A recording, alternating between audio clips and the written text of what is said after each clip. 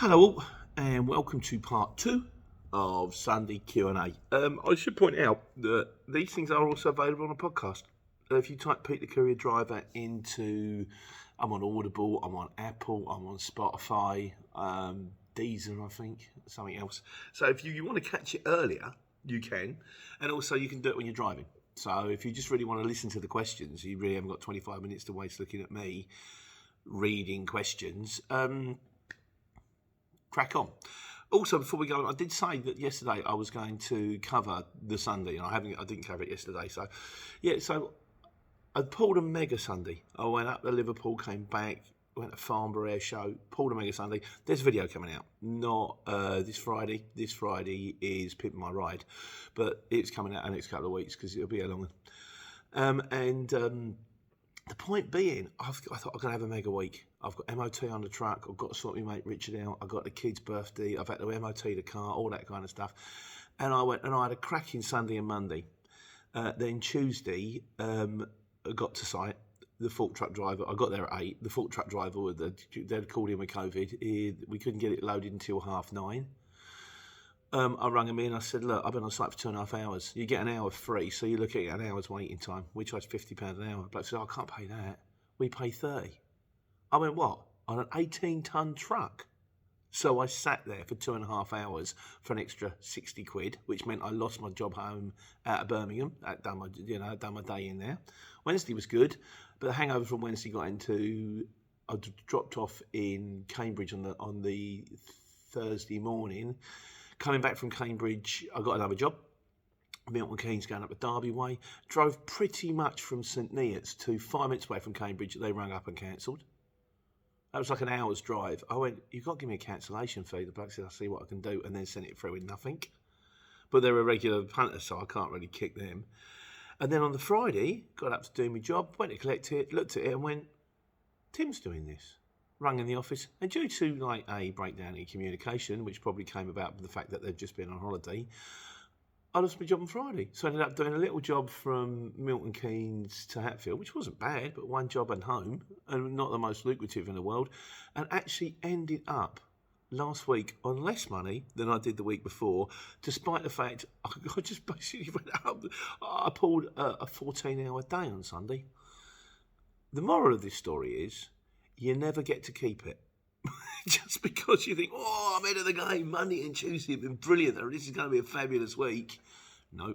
And if Monday and Tuesday are rubbish, guaranteed you're going to have a really busy Wednesday, Thursday, Friday. It's just the way it is. You've got an allotted amount, it's yours. With that in mind, would I do it again? Would I put a Sunday again? Yeah, of course I would.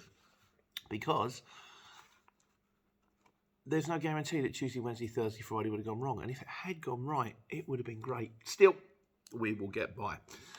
And on the subject of money, we did one on how long do you wait to get paid on the Courier Exchange? Because I said I'm doing a few more updated ones because some of the ones I did in the beginning are quite old and I've got a better understanding now. Shane Hardy says, nice to know there's honour among some shippers. Yeah, like I say, they're people too, just like you and I. Talk to them. Converse with them, be honest, go, what's going on? They're just human beings. Hong Kong Fooey says, how late is a late payment? 30 days from jobs plus a week, and sorry you missed your invoice, will be on the next payment run. Depends on you. We tend to give them about a week over the due date, and if it hasn't come in a week over the due date, then you're on them. I'm fairly so we used to give them. I don't think Al does anymore. I think they're on them. If it's late, it's late. They've had 30 days and they haven't paid it, you can ring them up on the 31st and go, you haven't paid. I want my money. It's sort of like, you are late. And they go, oh yeah, but it's due next week. No, it's due like 2 weeks. No, it's late now. It's not late in 2 weeks' time. It's late now. You've got to sort this. But then everybody will do it different ways. So it's not that easy, Dale Steele says, I allow 1 week over the email. If it gets ignored, then they get another 1 to 2 weeks. After that, interest gets added to the invoice. You can do it. You can put it in your terms. If you don't pay, we charge interest at this rate. But that can then complicate things when you go, you've got to pay the invoice. And they pay it. You go, no, the invoice has gone up now. Well, what do you mean it's gone up now? Well, you don't get interest. Oh, well, you'll have to get back to finance. and then you're just in a world of pain. But Dale, let me know how that works. I'll be interested to find that one out.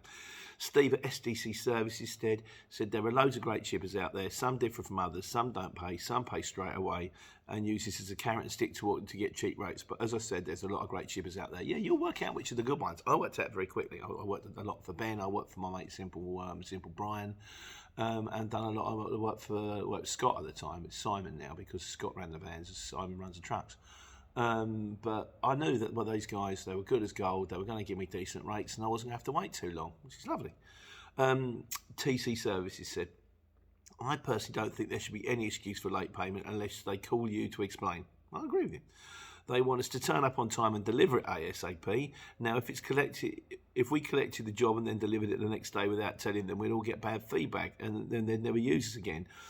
I've a few late payments, and when I phone them, it turns out they've already been paid, but by a different company name. Yeah, these are other things. Your late payment might not be. It might be because they missed you. Sometimes we genuinely get phone calls of people going, you won't pay my invoice. And you check it out and you go, how did we miss that one? So you pay it. It's fine. Sometimes they go, no, we have paid it. And you have to go back and check it. Oh, yeah, there's the amount. And that's why payment references. Ask them to put when you send them the invoice, get them to put the invoice reference on the bank statement, so that then you can go into notes on the bank statement and say like invoice 2703, 2703, and the amount should match up, and you go, right, that's that one, tick. I don't do the shipping, I do the driving. On the subject of driving, bedroom pizza. So yeah, this is the one where I thought I'm going to go out there, I'm going to crack it, go anywhere. Could I get a second job? It's not all honey and roses, you know. It's not all sort of plain sailing. This did make me laugh as well, as Wayne Nichols says. Great video, Steve.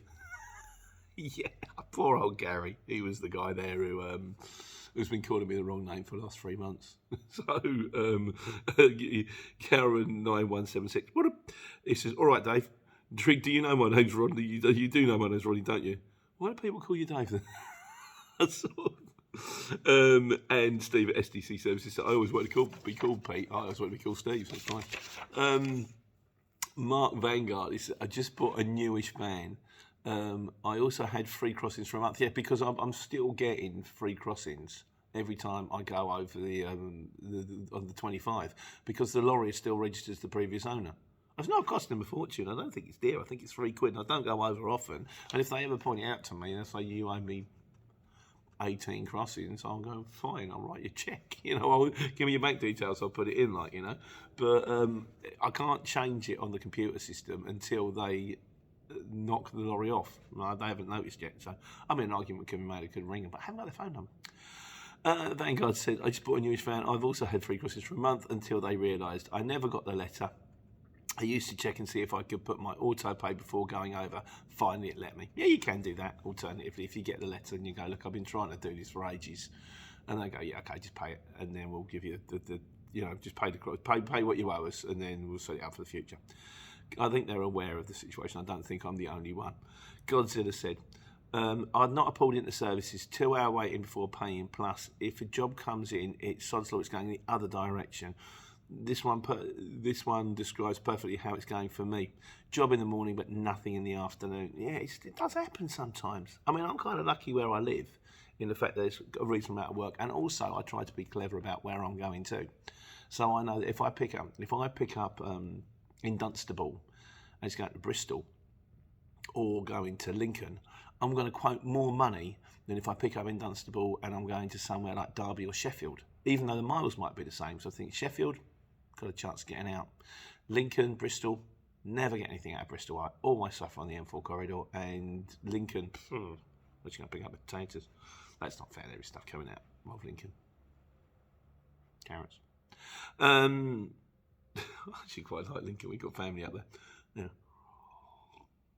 But yeah, it is a problem, and then you end up doing the one job. But then the one job, if you're on low miles and you can get good money for going 34 miles and then go home, you'll still make more money. Well, I say you still make more money than you would in a van, but we've got the whole Godzillas, near the end, we've got the Godzilla's essay. It's quite long. That's why I put it near the end. But for those that are interested, and I'm interested, we'll come to it at the end. We'll see. Ryan Moses says, I was hoping you'd take the Blackwood job. It's my hometown. If you find yourself somewhere in South Wales, let me know. We often have loads available. Ryan, that is good to know. Thank you very much. Cheers. I'd have taken anything, mate. It just didn't come in. So we're going to do the usual stuff now. We've got the wise guys. Dale Steele says, any small van guides on there, what are you charging? Now, I said this yesterday. Any shippers out there that are prepared to let me know what rates they're looking for to get their offer, and I'm not trying to undercut anybody or anything like that. What I'm trying to do is trying to give people out there an idea of what they should be quoting realistically if they want to win a job. It will stop people going poor, and it will stop people putting in ridiculous quotes. So you sit on a computer and go, you'll never guess what.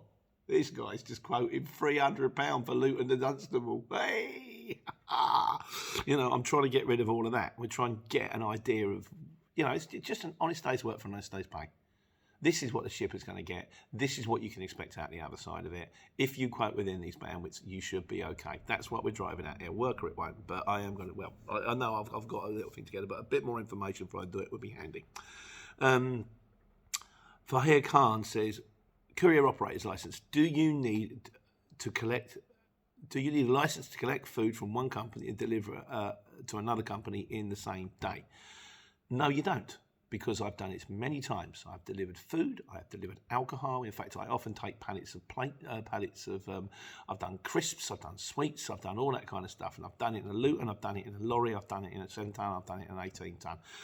There might be specific things, if anyone knows out there, but if you've got this particular kind of food, I don't know if it's the same if you're using, I know with ambient it's fine, because I do ambient.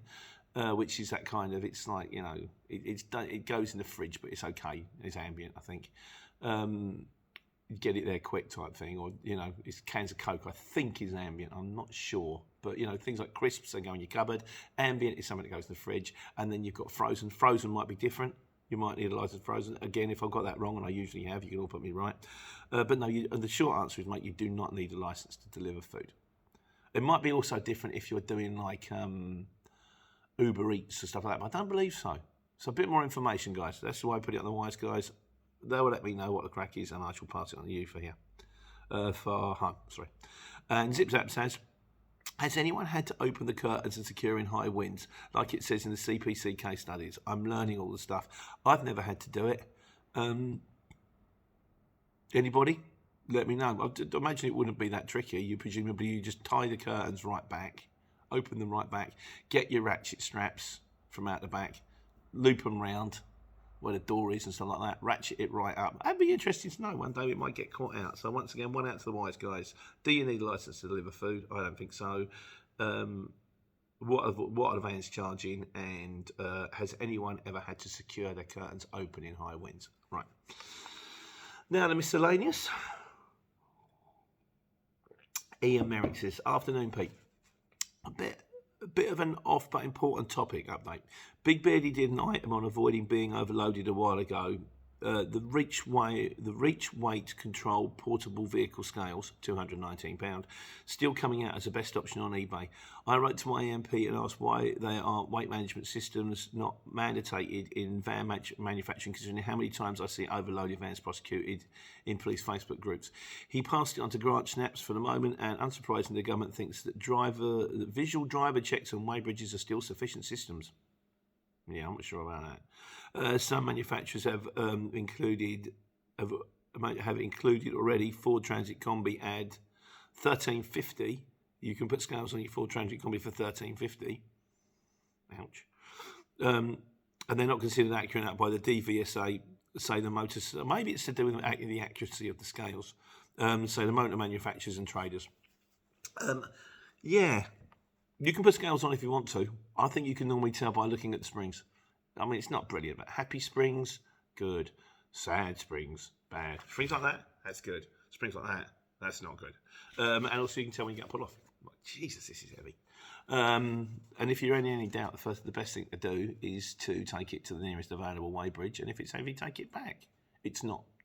We're in debates on whether you're allowed to do that or not allowed to do that back. And once you've been weighed, you can't go back on the carriageway. But if it's around the corner, Or take it to a weighbridge, say you're overweight, and ring the shipper and go, I'm overweight. You've got to get another van in here to get this off me because I'm over. They've overloaded me. But you're buying yourself a world of pain. End of the day, guys, you do you.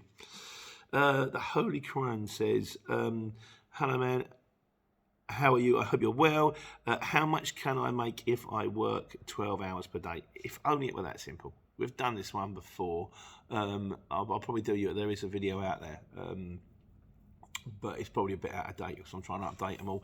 It depends on all kinds of things, mate. It depends on where you are, what size van you have. Are you going to do distance? Are you going to be tramping? Are you going to be sleeping in the van? If you're going to be sleeping in the van, you've got a better chance. There is a video. Check it out, and I will try and update one for you in the near future. Canon Sinclair says, hi Pete, still watching. Oh, thank you very much. Just a niggling question on running costs. How are you finding your weekly expenses for fuel, i.e. how much does a tank in your truck cost to fill, how many miles do you get out of it, and on an average week, what are your costs on this? To fill up my tank is now, it's 150 litres my tank, and our fuel is coming in at the moment at around 160 with the VAT. My fuel bills have gone up from £500 a week to £700 a week, and I'm not actually making any more money on a weekly basis. So I have been hit 200 quid a week, which, if you have to look at it, is £40 a day. But the thing is also, you only get hit on the fuel if you go distance, and you only get hit on the fuel if you run. So when you don't run, the worst one is when you do Birmingham and have to come back empty, or you drive to Milton Keynes for an hour and don't get paid for it. But on the whole, I'm still doing okay.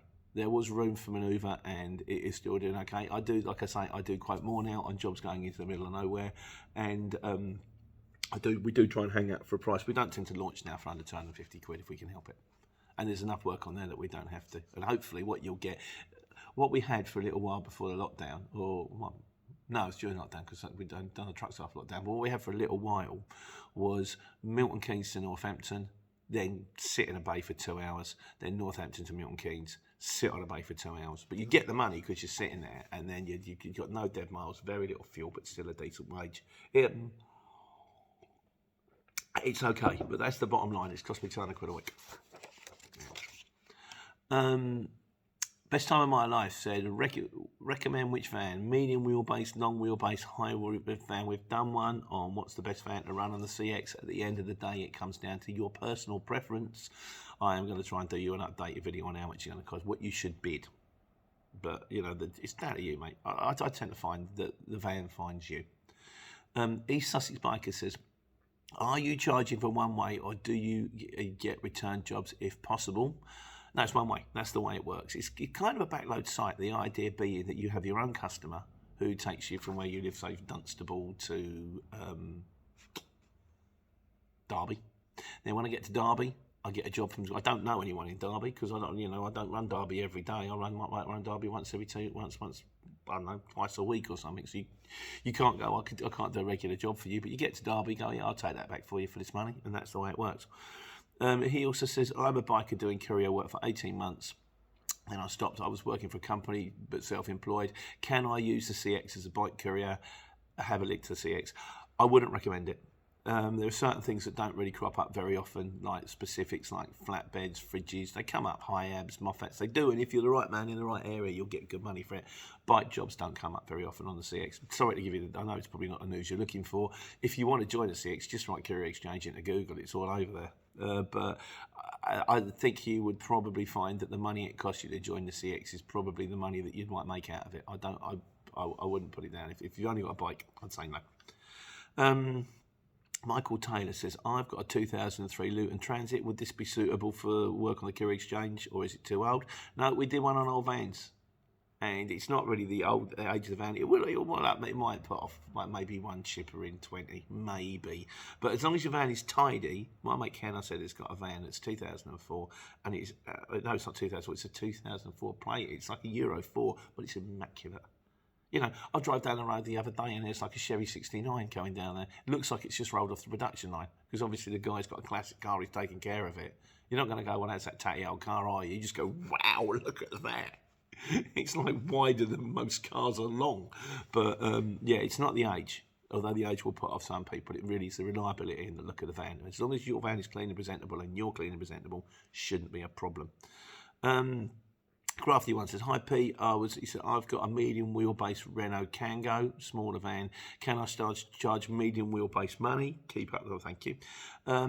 Measure it, see how. I mean, I'm not sure what a Kangoo is. Normally, there is one on van sizes. A lot of videos here, but it tends to be 1.2 in the back is a short wheelbase, 2 meters is a medium wheelbase, 3 long, 4 meters extra long, because it depends on how many pallets you can get in the back. 1, 2, 3 or 4. That's a general rule of thumb. It's not utterly accurate, and what you can do when you're bidding for jobs, you can say, I'm in this van, and these are the dimensions. And you can ring them and go, I'm in the van, these are the dimensions, and they'll go, yeah, it's only a little box, don't worry about it, or like, not so sure. Yeah, it might be a bit of squeeze, we might have to go with someone else, but, you know, watch the video, away you go. White Van Man says, on the price structuring video, the one I want to put forward, I find pence per mile inadequate. It's just not close enough. Personally, I prefer fixed price per pickup and drop off. This gives you a basic core minimum job price. Fixed price per miles, all miles, overheads and wages per hour I expect to be multiplied by the driver, and I expect to take the job. You'll do it your way.